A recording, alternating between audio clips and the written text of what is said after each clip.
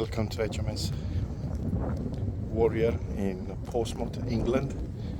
I'm happy to put this video on my channel.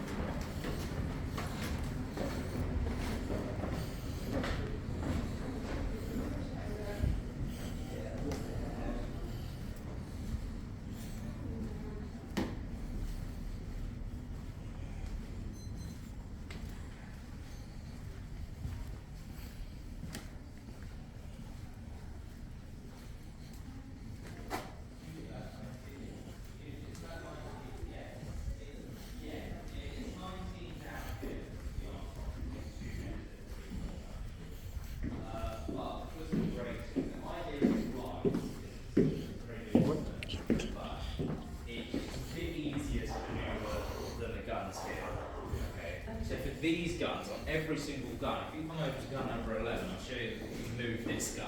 Okay? So think of it like a big jack. So when we're moving these guns, and I move the round shot out of the way quickly.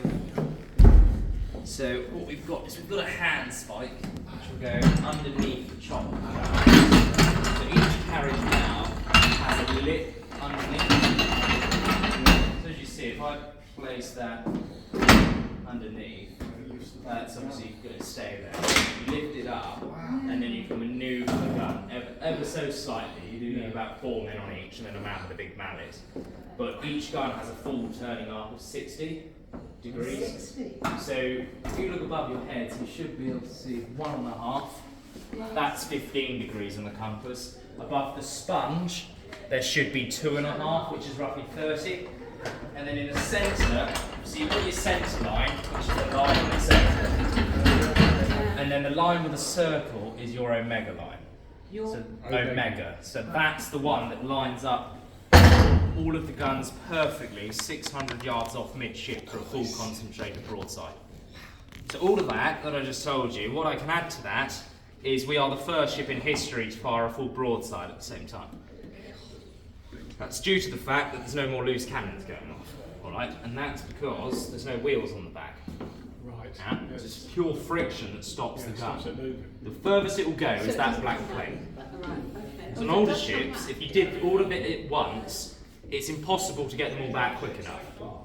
And it was a lot of bounce instability. You can obviously fire a broadside on older ships, but it would look like a dance. You do it in cannon.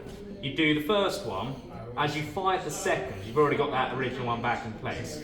So it's like a train track, 1, 2, 1, 2, 1, 2, 1, 2.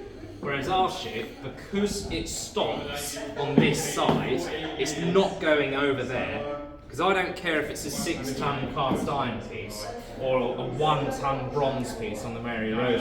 If you've got 2 of the same gun on one side, no longer level, it will tip. Whereas because our ship will stop it at the black plate, it also helps that you bolt the gun to the vessel, so the iron will relieve some of the strain on it anyway. Okay, because obviously if you did that on a wooden ship, you're going to rip the side of your ship off. So it will stop itself from going any further. There sure as hell will be a bit of a rock, but there's not going to be anything temperamental going on. Okay, so when the guns kick back, we also can relieve some of the pressure. So that ballast pump there is we can push it round, you'll push it on its sides. When we fire them all off, we then basically level back out again as well. So a bit of an insurance policy, of course. But once the gun's obviously fired back, it's going to be quite warm, so cool it down first thing. So your sponge goes in first, that's what it looks like on the inside. That will go all the way in. Don't throw a bucket of water on it, as I said, it's cast iron. You're going to crack it. So when you've cooled it, your gunpowder goes in like that. A very large bag, hence the whole cooling down thing. That goes in at arm's length. You've then got a choice of shot. First of all, you've got a round shot, and it is a round shot, not a cannonball. We don't like the army much, so we just rename everything to sound important. Your canister, that's got 90 half-pound balls inside it. That will turn a gun crew to yogurt. Yeah. So that's got. Yes. Literally, it's got lots of balls inside. You've got your common shell, so that will go through both sides, then it will blow up and it will send all the shrapnel back in because it's got different time fuses that you put in it. And finally, grape shot. That's used for mast, sail and rigging. If you do like the one-armed admiral, that's probably the reason it's got one arm left. Right? So get your round shot up to chest height. We place that in the muzzle, again, arm's length. Now finally, we can ram it all home because we've got the grommet. Because the gun's barrel isn't the same size as the shot, so there's going to be windage. Okay, so this fits perfectly in the barrel, so this is an airtight pressure. Okay, if it's not airtight, you've basically just created a bomb and you're going to kill everyone. Okay, so this goes all the way back. It also ensures the obvious from happening. When we're usually firing these guns, we have them under depression. Okay, so we lift it up. It's a smooth bore gun, you just put a ball inside. I know you're not stupid, it's going to roll out in front, yeah? So the grommet keeps that from happening also. So once you've done that, you don't stand there with a caveman pole, you've got your wedge that you place underneath to keep the gun in position. We can then prime it. So the priming is done by the gunner's prick, which is this one here. That will go through the nipple into the powder bag below. And we can finally place our fuse inside, which is a feather. I'm sure we've seen a feather before. Trim it down to size to put very fine black powder in it. That will go into the nipple of the gun and it will connect the powder to the top of the gun. And finally, we can place a percussion cap on top. Now, a percussion cap is a piece of formulated mercury within a copper case. That will go on the nipple of the gun, just like so.